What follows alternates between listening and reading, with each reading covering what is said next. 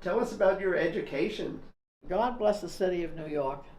So I got my entire education up to a master's degree with the expense of $400 in tuition to Columbia University. So in the beginning, my major was political science. And I think I knew Bella Abzug before she was married. We had she was a teacher of one of the political science classes, probably the machinery of politics, something like that.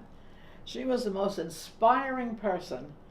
And the reason that I know she was Bella Abzug, she wasn't married at that time, she had terrible hair.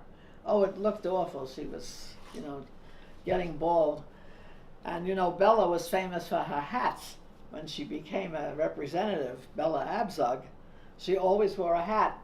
And she had a lot of arguments with the judges who wanted her to take her hat off in court, and she wouldn't, and so on.